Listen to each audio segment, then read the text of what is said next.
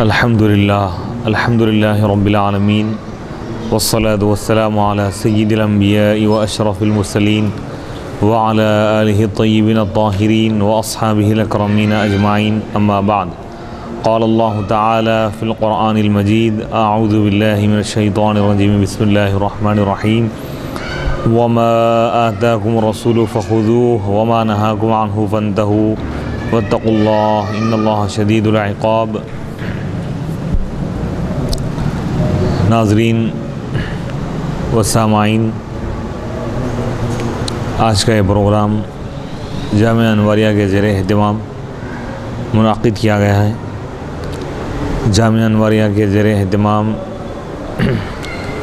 تفسیر، حدیث، فقہ کے مختلف اور معتبر تقریباً 25 کتابوں کی ریکارڈنگ کا کام جاری ہے۔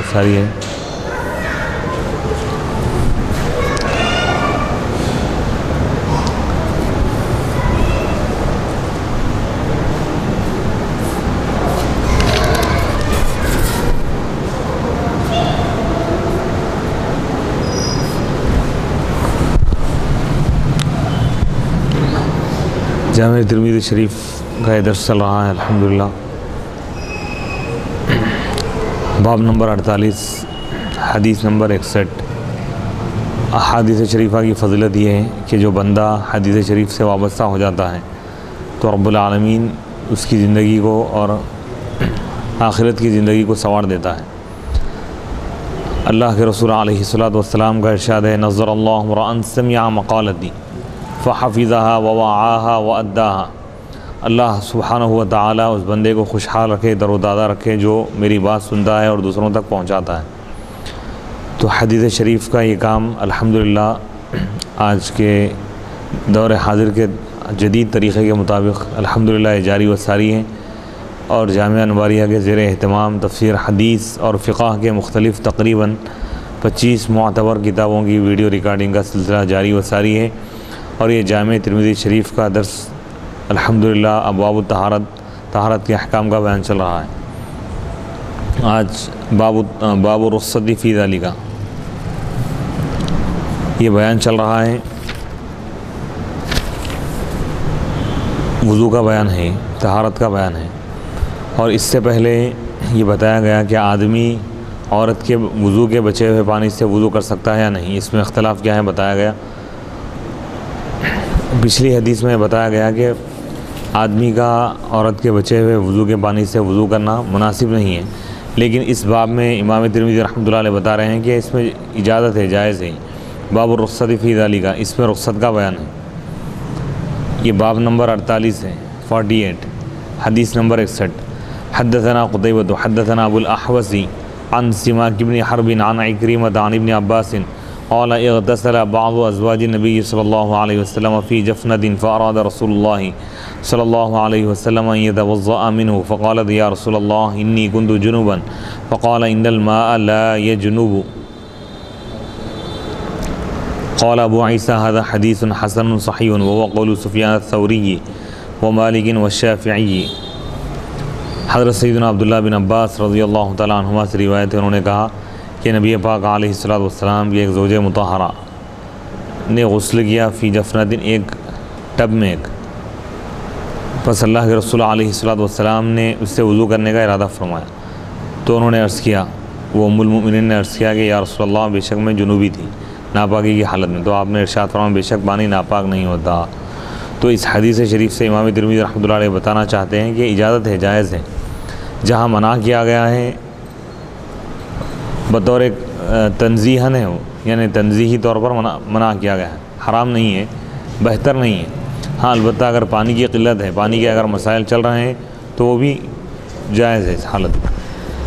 اور یہی قول سفیان ثوری اور امام مالک اور امام شافعی رحمۃ اللہ علیہ کا ہے، احناف کے بعد بھی جائز ہے۔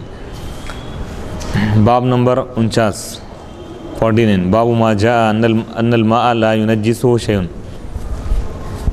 پانی کو کوئی چیز ناپاک نہیں کرتی۔ حدیث نمبر 62، حدثنا حناد والحسن بن علی بن الخلال وغیر واحد قالوا حدثنا ابو اسامہ عن الولید بن کثیر عن محمد بن کعب عن عبید اللہ بن عبد اللہ بن رافع بن خدیج عن ابی سعید الخدری قال قیل یا رسول اللہ نتوضأ من بئر بضاعة وهي بئر يلقى فيها الحيض ولحوم الكلب والندن فقال رسول الله صلى الله عليه وسلم إن الماء طهور لا ينجسه شيء. قال أبو عيسى هذا حديث حسن صحيح وقد جود أبو أسامة هذا الحديث فلم يروي أحد حديث أبي سعيد في بئر بضاعة أحسن مما روى أبو أسامة وقد روي هذا الحديث من غير وجه عن أبي سعيد وفي الباب عن ابن عباس وعائشة. حضرت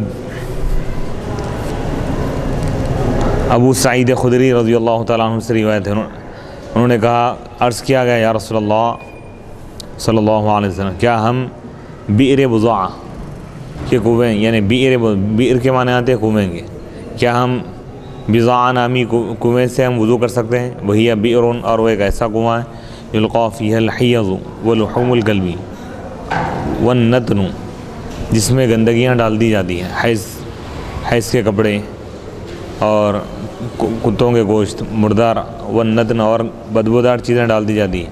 تو اللہ کے رسول علیہ الصلوۃ والسلام نے ارشاد فرمایا کہ ان الماء طہور، بے شک پانی پاک ہے، لا ینجسہ شیء، کوئی چیز اس کو ناپاک نہیں کرتی.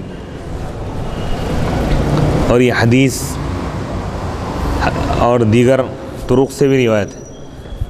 اب اس حدیث شریف سے یہ بات ثابت ہو رہی ہے کہ اگر کوئی کنواں بڑا ہے، دہدردہ ہے، دہدردہ کا مطلب یہ ہے کہ چوڑائی اور لمبائی 10 گز اگر ہو، 10 بائی 10 اگر ہو، اگر اس میں کوئی نجاست بھی اگر گر جائے، اس کے باوجود پانی ناپاک نہیں ہوتا. جیسا سمندر کا پانی ہے، بہتی ندی کا پانی ہے، یا بڑے حوض یا کنویں کا پانی ہے، وہ ناپاک نہیں ہوگا. اب اس میں ائمہ کا اختلاف ہے. بعض ائمہ کے پاس، جیسا کہ امام مالک رحمۃ اللہ علیہ، ان کے پاس پانی کی اقسام نہیں ہیں. آپ فرماتے ہیں کہ صرف پانی پاک ہی پاک ہے. ان الماء طہور لا ینجسہ شیء. مائع کثیر اور مائع قلیل کا آپ کے پاس کوئی تصور نہیں ہے. امام مالک رحمۃ اللہ علیہ ارشاد فرماتے ہیں کہ پانی چاہے تھوڑا ہو یا کم ہو، اگر اس میں کوئی نجاست گر جائے تو پانی ناپاک نہیں ہوگا. اور یہ حدیث شریف آپ پیش کرتے ہیں کہ ان الماء طہور لا ینجسہ شیء، جبکہ امام شافعی اور امام اعظم ابو حنیفہ رحمۃ اللہ علیہ کے پاس پانی کی طہارت اور عدم طہارت کا جو حکم ہے، پانی کی قلت اور کثرت کا اس میں اعتبار ہے. مثال کے طور پر مائع کثیر ایک اصطلاح بنی ہوئی ہے فقہ میں. مائع کثیر کہتے ہیں یعنی ایسا حوض ہے یا ایسا کنڈا یا ایسا تالاب ہے جس کی لمبائی اور چوڑائی 10 فٹ ہے، اگر تو اس کو مائع کثیر کہتے ہیں. اگر اس میں کوئی نجاست گر جائے، خون گر جائے اگر، یا ناپاک چیزیں اگر ڈال دی جائیں تو وہ پانی ناپاک نہیں ہوگا. کب تک نہیں ہوگا؟ جب تک کہ اس کے 3 اوصاف میں سے، پانی کے 3 اوصاف یعنی رنگ، بو، مزہ، ان تینوں میں سے کوئی چیز، کوئی ایک وصف نہ بدل جائے. اگر رنگ بدل جائے پانی کا، یا مزہ بدل جائے، اگر بو بدل جائے تو پانی ناپاک ہوگا. ہاں نجاست ڈال دی گئی ہے لیکن کوئی وصف نہیں بدلا تو پانی پاک ہے. وصف مانے صفت. وصف کا مطلب ہے پانی کے 3 صفات ہیں، رنگ، بو، مزہ. ان 3 چیزوں میں سے کوئی چیز اگر تبدیل نہ ہو اور مائع کثیر ہیں اور اس میں نجاست ڈال دی بھی جائے تو اس کے باوجود پانی ناپاک نہیں ہوگا، وضو کیا جا سکتا. جیسے سمندر کا پانی دہدردہ، اگر کوئی کنواں ہے یا بولی ہے، کوئی حوض ہے، تو اس کا حکم بھی یہی.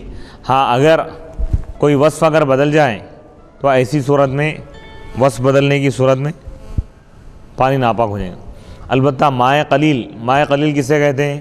اب جو مائع کثیر کی جو تعریف بیان کی گئی ہے 10 بائی 10، اگر اس سے کم اگر ہیں، جیسے ایک رنجن میں پانی ہے، یا ایک بکیٹ میں پانی ہے، یا ایک چھوٹی بولی ہے مختصر سی، یا چھوٹا حوض ہے بالکل مختصر، تو یہ مائع قلیل میں شمار ہوگا. اگر اس میں کوئی نجاست گر جائے تو پانی ناپاک ہے. پانی ناپاک ہے اگرچہ کہ اس کا رنگ نہ بدلے، اگرچہ کہ اس کا مزہ نہ بدلے، اگرچہ کہ اس کی بو نہ بدلے. مثال کے طور پر ایک بکیٹ میں پانی رکھا ہوا ہے یا ایک رنجن میں پانی ہے، پانی فل ہے اور اس میں خون کا ایک خطرہ اگر گر گیا مثال کے طور پر، اب ایک خون کا ایک خطرہ گرنے سے پانی کا رنگ یا مزہ یا بو نہیں بدلتی، لیکن پانی ناپاک ہے کیونکہ مائع قلیل ہے، تھوڑا پانی. تو مائع کثیر کا فائدہ یہ ہوتا ہے کہ نجاست اگر گر جائے لیکن اس کا وصف نہ بدلے تو پانی پاک ہے. اور مائع قلیل میں وصف کو نہیں دیکھا جاتا، نجاست گر گئی پانی ناپاک، یہ احناف کا مسلک ہے۔ البتہ امام شافعی رحمۃ اللہ علیہ کے پاس یہ ہے کہ پانی اگر دو بڑے رنجنوں میں اگر ہو، اذا کان الماء قلتین، دو رنجنوں، بڑے رنجنوں میں اگر پانی ہو، 500 لیٹر، بعض علماء اس کی تشریح کرتے ہیں کہ 500 لیٹر اگر ہیں تو مائع کثیر ہے ان کے پاس، اگر اس سے کم اگر ہیں تو وہ کہتے ہیں کہ مائع قلیل ہے، 500 لیٹر ہے یا اس سے زیادہ ہے تو مائع کثیر ہے ان کے پاس۔ احناف کے پاس بتا دیا گیا کہ کوئی حوض یا کوئی کنواں یا کوئی بولی یا کوئی تالاب اگر 10/10 اگر ہیں تو مائع کثیر ہے، اس سے اگر کم ہے تو مائع قلیل ہے۔ تو چاروں طرف بھی 10/10 رن، ہاں مطلب ایک طرف 10/10 ہے اور ایک طرف حصہ کم ہے، تو ایسا نہیں ہے ویسا اس یعنی چاروں کون ہیں اس کے، یعنی اسکوائر میں جو آتا ہے دیکھیے آپ، ایسٹ ویسٹ نارتھ ساؤتھ، یعنی مشرق مغرب جنوب جو بھی ہے باہر، یعنی چاروں طرف بھی 10/10 رن، چوکونی ہاؤس جو بولیں گے، تو چوکونی ہو 10/10 رہا تو جو ہے وہ مسئلہ۔ علماء تو اس کی تشریح یہ کی ہے فقہاء کرام کے، لمبائی اور چوڑائی اس کی 10 گز ہو، جی 10/10 ہو، لمبائی اور چوڑائی بس، Right. یہ ذہن میں۔ جی اب وہ 3 کونی ہو یا 4 کونی، اس سے بحث نہیں ہے۔ ہاں، البتہ اگر گول دائرہ ہے تو 30 گز، غالباً میں ایسا سنا ہوں 30 گز گول اگر ہو، چوڑائی میں نہیں، گول اگر ہو تو اس میں بھی وہی بتایا گیا۔ جیسا ہمارے شہر حیدرآباد کا مشہور و معروف ادارہ ہے جامع نظامیہ، اب دیکھیں گے حضرت حافظ امام انور اللہ فاطمی رحمۃ اللہ یعنی تعمیری اعتبار سے تو وہ الگ ہے، لیکن اگر اس کو دیکھا جائے، غور کیا جائے اس میں، تو وہ بھی 10/10 ہے، 10/10 ہے۔ جی کوئی بڑا سم بنا لی 10/10 تو وہ بھی پاک ہے، اس میں کوئی چوہا گر کے مر گیا یا کچھ بھی اگر ایسی چیز ہو گئی تو پانی ناپاک نہیں ہوگا، جب تک کہ کوئی وصف نہ بدلے، اس کا رنگ، بو یا مزہ، یہ 3 چیزوں میں سے کوئی چیز جب تک نہ بدلے پانی۔ 3 چیزوں میں سے 2 چیز اگر بدل جائے، ایک چیز بدلی تو وضو کیا جا سکتا ہے وہ پانی سے، نہیں، ایسا نہیں ہے۔ ایک چیز بھی اگر بدل جائے تو پانی ناپاک ہو جائے۔ تو پھر وہ کون سا پانی ہے، وہ کون سا مقام ہے جہاں پر 2 صفت، 2 اوصاف، 2 کیٹیگریز اگر پانی کی بدل جاتی ہیں تو جو ہے وہ پانی وضو کے قابل نہیں ہے؟ 2 کیٹیگری، یعنی رنگ مزہ، یا بو مزہ، یا رنگ بو۔ تو اس میں وہ مسئلہ کیا ہے، کوئی پاک چیز اگر پانی میں ملا دی جائے، یعنی مثال کے طور پر مائع قلیل ہے، تھوڑا پانی ہے، ایک بکیٹ میں پانی رکھا ہوا ہے، اس میں کوئی چیز پتے وغیرہ ملا دیے، اتنے پتے ملا دیے کہ اس کا یعنی پانی پر وہ پتے کا رنگ غالب آ گیا، مزہ غالب آ گیا، تو وہاں پہ اس سے وضو نہیں کیا جا سکتا۔ جی البتہ ناپاک چیز میں صرف ایک ہی چیز کا اعتبار ہے، مائع قلیل میں اگر کوئی ناپاک چیز، نجس چیز اگر گر جائے تو اب ہم اس کا وصف نہیں دیکھیں گے، پانی اگر تھوڑا ہے تو پانی ناپاک ہو جائے گا، زیادہ اگر پانی ہے اور اس میں کوئی نجاست گر جائے تو پانی اس وقت تک ناپاک نہیں ہوگا جب تک کہ اس کا کوئی وصف نہ بدلے۔ اب امام مالک رحمۃ اللہ علیہ کا مسئلہ یہ ہے کہ آپ یہ ارشاد فرماتے ہیں پانی پاک ہے، اب مثال کے طور پر ایک لوٹے میں اگر پانی ہے یا ایک جگ میں پانی ہے اور خون کا ایک خطرہ اگر اس میں گر جائے، امام مالک فرماتے ہیں کہ وہ پانی پاک ہے، کیونکہ وہ یہ حدیث سے استدلال کرتے ہیں ان الماء طہور لا ينجسه شیء، پانی پاک ہے، پاک کرنے والا ہے، اس کو کوئی چیز ناپاک نہیں کر سکتی۔ تو یہ امام مالک رحمۃ اللہ علیہ کا مسئلہ ہے، جبکہ احناف کے پاس اور شوافی کے پاس اس سے وضو نہیں کیا جا سکتا، مائع قلیل ہے وہ۔ اب احناف اس کا جواب یہ دیتے ہیں کہ بھائی یہ جو حدیث، یہ جو الفاظ ہیں حضور جو ارشاد فرمائے، یہ ایک خاص کنویں کے متعلق ارشاد فرمائے، اس کا پس منظر دیکھنا چاہیے، بیک گراؤنڈ کیا ہے اس کا۔ صحابہ کرام ایک کنویں کے بارے میں پوچھ رہے تھے کہ وہاں پر ایک کنواں مشہور تھا بئر بضاعہ کے نام سے، تو ایسا کنواں تھا وہ جس میں حیض کے ناپاک چندیاں وغیرہ ڈال دی جاتے تھے، یا کتے اگر مر گئے تو اس میں ڈال دیے جاتے تھے، بدبودار چیزیں ڈال دی جاتی تھی۔ تو صحابہ عرض کیے کہ یا رسول اللہ کیا ہم اس سے وضو کر سکتے ہیں؟ تو آپ نے ارشاد فرمایا کہ پانی پاک ہے، اس کو کوئی چیز ناپاک نہیں کرتی۔ تو یہ دہدردہ تھا ہی حضور جو فرما رہے ہیں، یعنی مائع کثیر کے بارے میں احناف یہ بولتے ہیں کہ یہ جو کنواں تھا دہدردہ تھا، 10/10 کا تھا ہی، تو اس میں کوئی رنگ یا مزہ یا بو نہیں بدلتی تھی، تو وہ پانی پاک ہے۔ اچھا، البتہ حیض مانے مینسس کے جو منتھلی خواتین کے لیے جو پیریڈ ہوتا ہے مخصوص، اس کو حیض کہتے ہیں. جی اس کو انگلش میں تو اس میں اس دور میں یا قدیم دور میں کپڑے کی چندیاں وغیرہ اس کے لیے استعمال کیے جاتے تو وہ چندیاں اس میں ڈال دی جاتی. اب آج کل تو جدید چیزیں استعمال ہو رہی ہیں. مطلب وہ گندگی اگر اس میں ڈال دی جائے تو پانی ناپاک ہو جاتا ہے؟ نہیں ہوتا. دہدردہ اگر ہو تو جیسے سمندر ہے, سمندر میں کتنی بھی گندگی ڈال دو پانی ناپاک نہیں ہوگا. اچھا اگر دہدردہ ہو اس میں اگر ڈال دی جائے تو؟ اگر بتایا گیا نا نجاست ڈال دی گئی لیکن اس کا وصف نہیں بدلا تو پانی آپ کے لیے پاک ہے, وضو کر سکتے ہو. کوئی بھی ایک کیٹیگری بھی نہیں بدلی تو پانی پاک ہے؟ پانی پاک ہے. تینوں میں سے ایک کیٹیگری بھی اگر بدل گئی تو پانی ناپاک ہو جائے گی. باب منہ آخرہ, باب منہ آخرو, اسی کا ایک اور چیپٹر ہے. باب نمبر 50 حدیث نمبر 63. حدثنا حناد حدثنا عبدۃ عن محمد بن اسحاق عن محمد بن جعفر بن الزبير عن عبيد الله بن عبد الله بن عمر عن ابن عمر قال سمعت رسول الله صلى الله عليه وسلم وهو يسأل عن الماء يكون في الفلاة من الأرض وما ينوبه من السباع والدواب قال إذا كان الماء قلتين لم يحمل الخبث. قال محمد بن اسحاق القلة هي الجرار والقلة التي يستقى فيها. قال أبو عيسى فهو قول الشافعي وأحمد وإسحاق قالوا إذا كان الماء قلتين لم ينجسه شيء ما لم يتغير ريحه أو طعمه وقالوا يكون نحو من 5 قرب.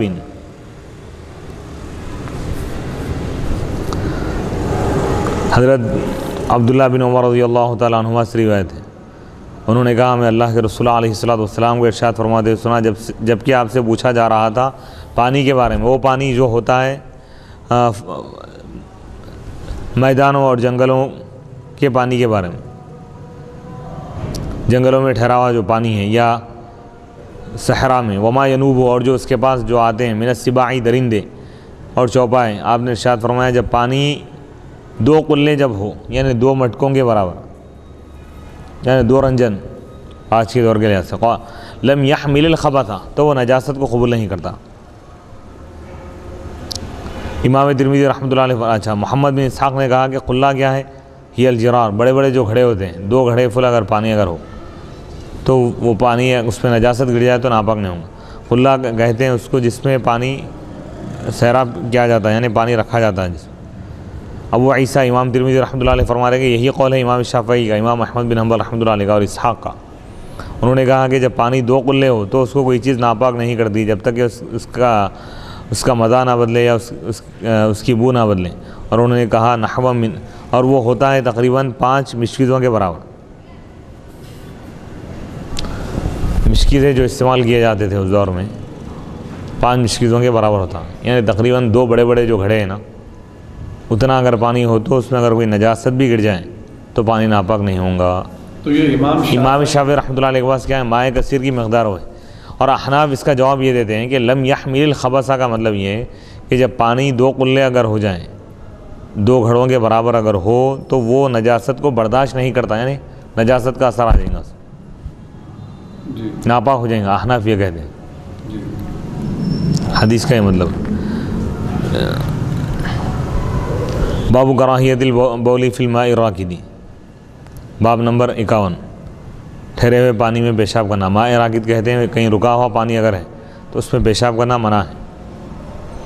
جیسے کسی گڑھے میں پانی رکا ہوا ہے یا چھوٹا سا کنڈا ہے, اس سے منع کیا گیا. تو چھوٹا سا کنڈا سے مطلب دہدردہ سے اس کی وجہ یہ ہے کہ پانی ہو سکتا ہے کوئی اگر پیشاب کر دے, دوسرا شخص جو واقف نہیں ہے اگر اس سے وضو کر لیں نماز پڑھ لے تو وہ اس کا وبال اس پر ہوگا, کیونکہ پانی استعمال کی چیز ہے. تو صاف شفاف پانی اگر تھوڑا اگر ہو تو اس میں ایسی گندگی نہ کی جائے, کیونکہ اگر دوسرا ناواقف شخص اس سے وضو کر لے وضو نہیں ہوگا. مائع قلیل ہے, رکا ہوا پانی ہے نا, وہ مائع جاری اگر ہے تو کوئی فرق نہیں ہوگا, بہہ کر چلا جا رہا ہے اگر پانی تو اس سے کوئی حرج نہیں ہے. اور مائع قلیل مانے دہدردہ سے کم ہونا, 10/10 سے کم والے. احناف کے پاس وہ ہے تعریف. شافعی کے پاس 2 بڑے رنجن یا 2 بڑے اگر گھڑے اگر پانی اگر رہا تو دہدردہ ہے ان کے پاس. ان کے پاس مائع کثیر ہے. میں یہ عرض کرنا چاہ رہا ہوں کہ کہ ایسے پانی میں وہ پیشاب کر رہا ہے جو 10/10 سے کم ہے، یعنی تہ دردہ جو کہا جاتا ہے، اس سے اگر کم ہے تو اس سے اگر کم تہ دردہ نہیں ہے تو پانی ناپاک ہو جائے گا ناپاک پورا، ہو گیا۔ اگر تہ دردہ ہے اس میں وہ پیشاب کر رہا ہے تو پانی ناپاک نہیں ہوگا۔ ہاں البتہ ایک صورت میں ناپاک ہو سکتا ہے، وہ بھی پانی، ہاں، اس کا رنگ، وہ مزہ، تینوں میں سے کوئی ایک وصف، ایک کوالٹی، ایک صفت بھی اگر بدل جائے تو وہ پانی بھی ناپاک ہو جائے گا۔ حدیث نمبر 64 ہے 64 حدثنا محمود بن غیلان حدثنا عبد الرزاق عن معمر عن حمام بن منبه عن ابي هريره عن النبي صلى الله عليه وسلم قال لا يبولن احدكم في الماء الراكد ثم يتوضأ منه قال ابو عيسى هذا حديث حسن صحيح وفي الباب عن جابر۔ حضرت سیدنا ابو ہریرہ رضی اللہ تعالیٰ عنہ سے روایت ہے، اللہ کے رسول علیہ الصلوۃ والسلام نے ارشاد فرمایا کہ تم میں سے کوئی شخص ٹھہرے ہوئے پانی مائع راکد میں پیشاب نہ کرے، پھر وہ اسی سے وضو کرتا ہے۔ امام ترمذی رحمۃ اللہ علیہ، ابو عیسیٰ رحمۃ اللہ علیہ فرما رہے ہیں کہ یہ حدیث حسن بھی ہے، صحیح بھی ہے، اور اس بیان میں، اس باب میں حضرت جابر رضی اللہ تعالیٰ عنہ سے بھی ہے۔ تو اس حدیث شریف میں اس بات سے منع کیا گیا ہے کہ اگر تھوڑا پانی ہے اور رکا ہوا ہے تو اس میں آدمی پیشاب نہ کریں، کیونکہ وہ پانی ناپاک ہو جائے گا، پھر اسی سے وضو بنا رہا ہے تو اس کا وضو نہیں ہوگا، اور اس کا وبال پیشاب کرنے والے پر ہوگا۔ باب ما جاء فی ماء البحر انہ طہور، سمندر کے پانی کے بارے میں بیان کہ وہ پانی پاک ہے۔ باب نمبر 52 یعنی 52واں بیان ہے۔ حدیث نمبر 65 حدثنا قتیبۃ عن مالک وحدثنا الانصاری قال حدثنا معن قال حدثنا مالک عن صفوان بن سلیم عن سعید بن سلمة من آل ابن الازرق ان المغیرة بن ابی بردة وهو من آل عبد الدار اخبره انه سمع ابا هريرة يقول سأل رجل رسول الله صلى الله عليه وسلم فقال يا رسول الله إنا نركب البحر نحمل معنا القليل من الماء فإن توضأنا به عطشنا أفنتوضأ من البحر فقال رسول الله صلى الله عليه وسلم وهو طهور ماؤه الحل ميتته وفي الباب عن جابر والفراسي قال أبو عيسى هذا حديث حسن صحيح وهو قول أكثر الفقهاء من أصحاب النبي صلى الله عليه وسلم منه أبو بكر وعمر وابن عباس لم يروا بأسا بماء البحر وقد كره بعض أصحاب النبي صلى الله عليه وسلم الوضوء بماء البحر منهم ابن عمر وعبد الله بن عمرو وقال عبد الله بن عمرو وهو نار۔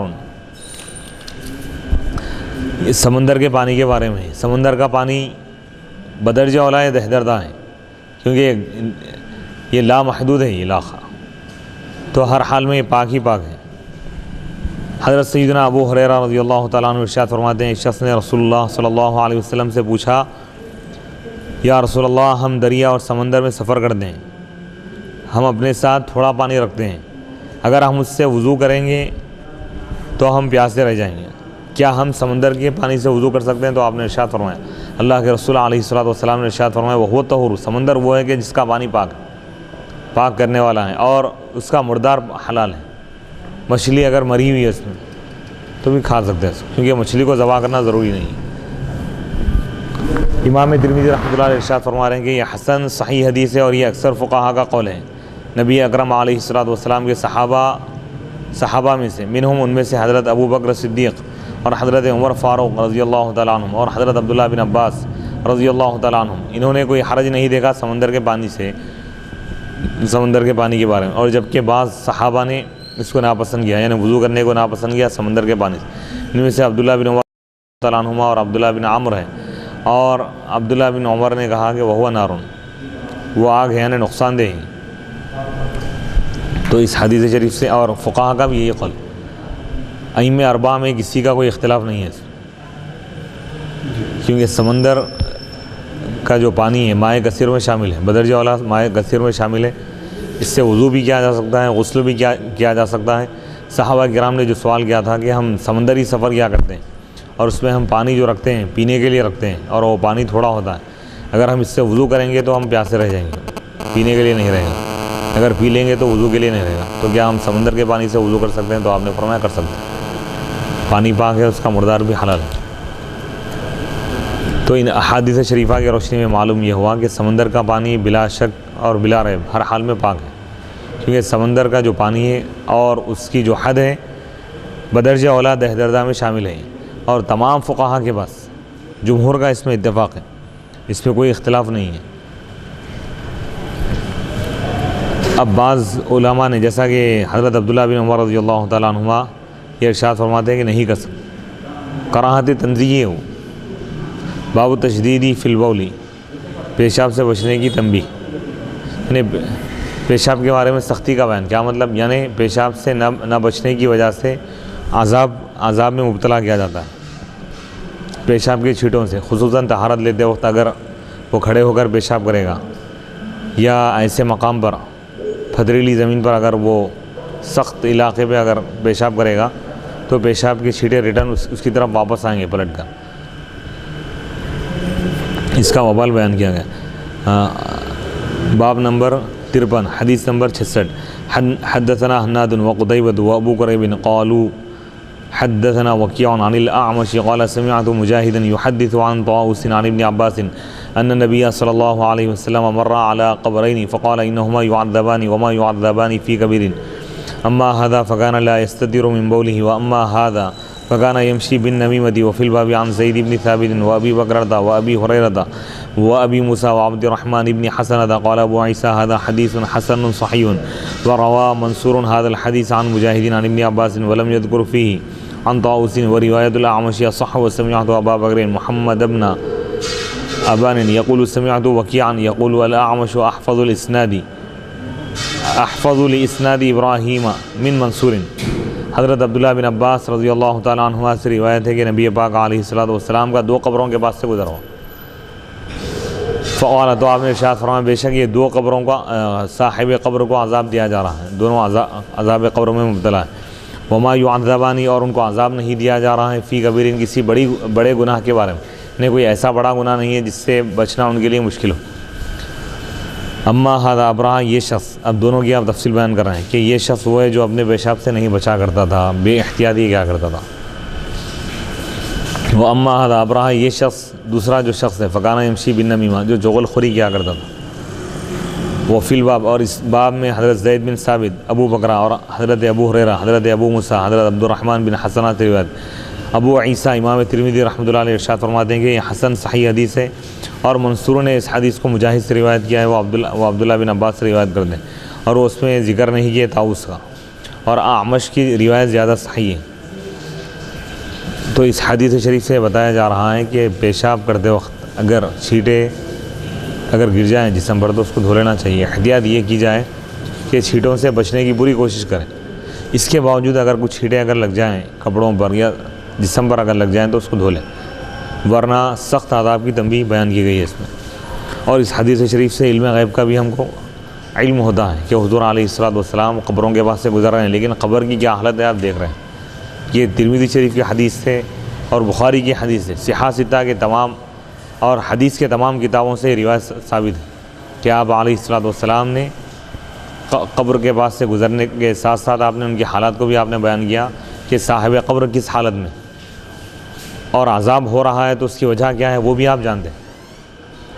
سبحان اللہ۔ ایک دوسری حدیث میں آپ نے 2 ٹہنیاں، ایک ٹہنی آپ نے لی، اس کے 2 ٹکڑے کر کے آپ دو قبروں پہ آپ لگا دی، یہ بھی ثابت ہے۔ صحابہ پوچھے، عرض کی، بخاری کی حدیث ہے وہ، کیا آپ نے ایسا کیوں کیا؟ تو آپ نے ارشاد فرمایا جب تک یہ تر و تازہ رہیں گی، جب تک یہ خشک نہ ہو جائیں گے، یہ اللہ کی تسبیح بیان کرتے رہیں گے اور عذاب قبر میں کمی ہوگی۔ سبحان اللہ۔ تو اس حدیث حبیب مکرم صلی اللہ علیہ وسلم کا علم غیب ثابت، علم غیب بھی ثابت ہو رہا ہے، اور دوسری چیز یہ ہے کہ آپ علیہ الصلوۃ والسلام امت کو عذاب قبر سے آپ آگاہ فرما رہے ہیں کہ قبر کے عذاب سے بچنے کے لیے انسان گناہوں سے بچے۔ بڑے گناہ تو بہت دور کی بات ہے کہ جو ایسے چھوٹے گناہ جو انسان آسانی سے کر لیتا ہے گناہ، کہ بھائی یہ کر لیے تو کیا ہونے کا ہے، اس میں تو کوئی حرج نہیں ہے، تو معلوم ہوا کہ وہ حرج اور اس کی بات نہیں ہے، بلکہ چھوٹے گناہ سے بھی عذاب ہوتا ہے۔ تو لہٰذا ہر گناہ سے بچنے کی کوشش کریں، خصوصاً طہارت کے مسائل میں، اور اس میں 2 چیزیں بتائی گئی ہیں۔ پہلی چیز یہ ہے کہ ایک شخص کو عذاب ہو رہا تھا پیشاب کی چھینٹوں سے نہ بچنے کی وجہ سے، اور دوسرے شخص کو عذاب ہو رہا تھا چغل خوری کی وجہ سے۔ اور آج کے معاشرے میں یہ 2 چیزیں عام ہو رہی ہیں اس سے ہم کو بچنے کی ضرورت. باب ما جاء فی نضح بول الغلام قبل ان یطعم، باب نمبر 54 ہے، حدیث نمبر 67. شیرخوار بچے کے پیشاب کا حکم ہے. یعنی اگر چھوٹا بچہ ہے، شیرخوار بچہ ہے، نے ابھی کھانا کھانا شروع نہیں کیا، دودھ پینے والا بچہ ہے، شیرخوار کہا جاتا ہے اسے، اگر اس کا پیشاب کپڑوں کو اگر لگ جائے یا جسم کو لگ جائے تو کیا حکم ہے؟ تو اس میں 2 چیزیں فقہاء کرام یہ بیان کر رہے ہیں کہ اگر چھوٹا بچہ ہے، شیرخوار ہے، مدت رضاعت میں، یعنی 2 سال سے پہلے کی اگر بات ہے، بچہ دودھ پینے والا ہے، کھانا کھانا شروع نہیں کیا، اگر اس کا پیشاب لگ جائے تو اس پر اگر پانی چھڑکا جائے تو بھی نجاست دور ہو جائے گی. ہاں اگر کھانا شروع کر دیا ہے وہ، اگر اس کا پیشاب لگ جائے تو ایسی صورت میں اس کو دھونا ضروری ہے.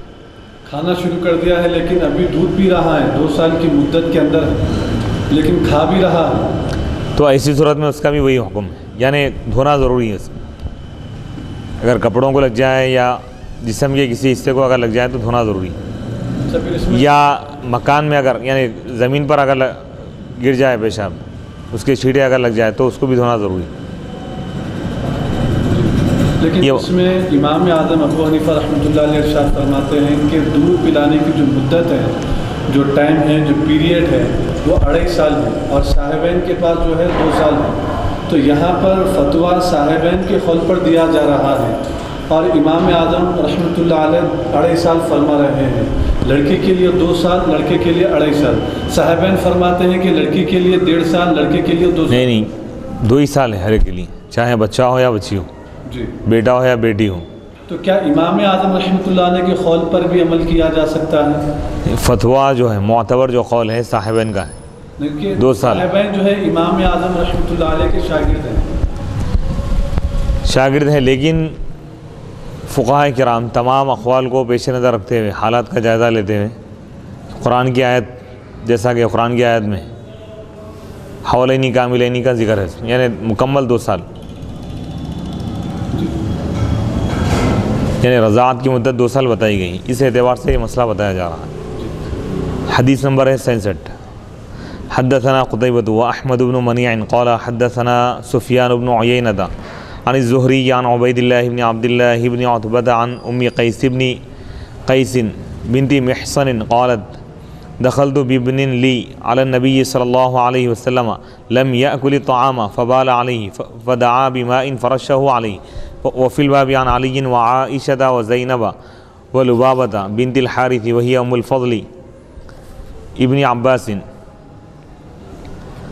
ابن عبد المطلب وابی السمح وعبد الله بن عمر وابی لیلى وابن عباس وابی لیلى وابن عباس. قال ابو عیسى وهو قول غیر واحد من اصحاب النبی صلی اللہ علیہ وسلم والتابعین ومن بعدهم مثل احمد واسحاق قالوا ينضح بول الغلام ويغسل بول الجاریة وهذا ما لم يطعم فإذا طعما غسلا جميعا. حضرت ام قیس بنت محصن، یہ صحابیہ ہیں رضی اللہ تعالیٰ عنہ، فرماتے ہیں کہ میں اپنے ایک چھوٹے بچے کو لے کر حضور علیہ الصلوۃ والسلام کی خدمت میں حاضر ہوئی. لم یأکل الطعام، جو کھانا کھانا بھی شروع نہیں کیا تھا، شیرخوار تھا. فبال علیہ، حضور علیہ الصلوۃ والسلام کے پاس وہ پیشاب کر دیا اب یہ جسم مبارک پر. فدعا بماء، تو آپ پانی منگائیں. فرشہ علیہ، پانی آپ چھڑک دیے اس پر.